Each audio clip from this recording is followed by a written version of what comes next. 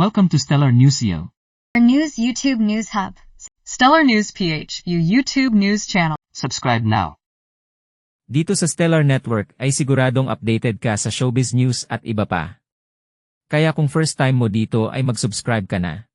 Humingi ng tawad si Anthony Jennings kina Maris Racal at Jam Villanueva matapos ang kontrobersyal na issue na umikot sa kanilang relasyon. Ang paghingi ng tawad ni Jennings ay dumating kasabay ng malalaking reaksyon sa social media at masusing pagsusuri ng publiko na nag-ugat sa mga pahayag ni Villanueva sa Instagram. Ang paghingi ng tawad. Sa isang 22 segundong video na inilabas ng ABS-CBN News, inamin ni Jennings ang kanyang mga pagkukulang at sinabing, "Humihingi ako ng tawad kina Maris at Jam para sa sakit na naidulot ko. Ang mga pagkakamali ko ang naging dahilan ng lahat ng ito, at tinatanggap ko ang aking responsibilidad." Hiniling din niya sa publiko na igalang ang pribadong buhay ni Villanueva, isang non-showbiz personality na nasangkot sa kontrobersya. Mas mahabang pahayag ni Maris Racal.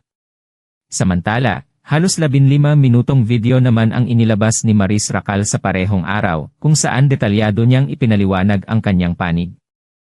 Inamin niya ang kanyang kahinaan matapos ang hiwalayan nila ni Rico Blanco at humingi ng tawad sa mga naapektuhan ng sitwasyon. Mariin din niyang itinanggi na siya ang naging dahilan ng paghihiwalay nina Jennings at Villanueva. "Nalungkot at naging mahina ako at nagkamali ako. Humihingi ako ng paumanhin sa lahat ng nasaktan ko," emosyonal na pahayag ni Racal. Daloy ng mga pangyayari. Nagsimula ang issue sa mga cryptic post ni Villanueva sa Instagram, na nagbigay hudyat ng pagkakanulo sa kanilang 7 taong relasyon ni Jennings. Lumala ang sitwasyon nang kumalat ang screenshots ng pribadong usapan nina Jennings at Racal na nag-udyok ng mas matinding akusasyon. Ang pananahimik ni Jennings sa gitna ng kontrobersya ay nagdulot ng mas matinding galit ng publiko, lalo na kay Racal na nakaranas ng matinding pambabatikos online. Epekto sa kanilang karera. Parehong nasa kritikal na yugto ng kanilang karera sina Jennings at Racal. Sila ang bida sa kapamilya drama series na Can't Buy Me Love at tampok din sa paparating na action series na Incognito. Maraming espekulasyon ang lumalabas kung paano maapektuhan ang kanilang proyekto at imahe dahil sa kontrobersya. Pagbangon. Tinapos ni Jennings ang kanyang pahayag sa Pag-asa para sa resolusyon at personal na paglago. "Nais kong maging mas mabuting tao at propesyonal sa hinaharap," dagdag niya. Samantala, nangako rin si Racal na ipagpapatuloy ang kanyang trabaho kahit na nahaharap sa matitinding hamon. Habang patuloy na binabantayan ng publiko ang kwentong ito, ang kanilang sinseridad sa paghingi ng tawad ay maaaring maging daan tungo sa pagsasara ng issue para sa lahat ng partido. Humingi ng tawad si Anthony Jennings kina Maris Racal at Jam Villanueva matapos ang kontrobersyal na issue na umikot sa kanilang relasyon. Ang paghingi ng tawad ni Jennings ay dumating kasabay ng malalaking reaksyon sa social media at masusing pagsusuri ng publiko na nag-ugat sa mga pahayag ni Villanueva sa Instagram. Ang paghingi ng tawad. Sa isang 22 segundong video na inilabas ng ABS-CBN News, inamin ni Jennings ang kanyang mga pagkukulang at sinabing, "Humihingi ako ng tawad kina Maris at Jam para sa sakit na naidulot ko. Ang mga pagkakamali ko ang naging dahilan ng lahat ng ito, at tinatanggap ko ang aking responsibilidad." Hiniling din niya sa publiko na igalang ang pribadong buhay ni Villanueva, isang non-showbiz personality na nasangkot sa kontrobersya. Mas mahabang pahayag ni Maris Racal. Samantala, halos 15 minutong video naman ang inilabas ni Maris Racal sa parehong araw, kung saan detalyado niyang ipinaliwanag ang kanyang panig.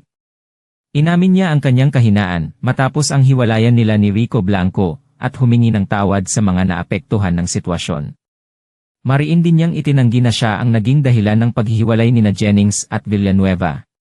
"Nalungkot at naging mahina ako at nagkamali ako. Humihingi ako ng paumanhin sa lahat ng nasaktan ko," emosyonal na pahayag ni Racal. Daloy ng mga pangyayari. Nagsimula ang issue sa mga cryptic post ni Villanueva sa Instagram, na nagbigay hudyat ng pagkakanulo sa kanilang 7 taong relasyon ni Jennings. Lumala ang sitwasyon nang kumalat ang screenshots ng pribadong usapan nina Jennings at Racal na nag-udyok ng mas matinding akusasyon. Ang pananahimik ni Jennings sa gitna ng kontrobersya ay nagdulot ng mas matinding galit ng publiko, lalo na kay Racal na nakaranas ng matinding pambabatikos online. Epekto sa kanilang karera. Parehong nasa kritikal na yugto ng kanilang karera sina Jennings at Racal. Sila ang bida sa kapamilya drama series na Can't Buy Me Love at tampok din sa paparating na action series na Incognito. Maraming espekulasyon ang lumalabas kung paano maapektuhan ang kanilang proyekto at imahe dahil sa kontrobersya. Pagbangon.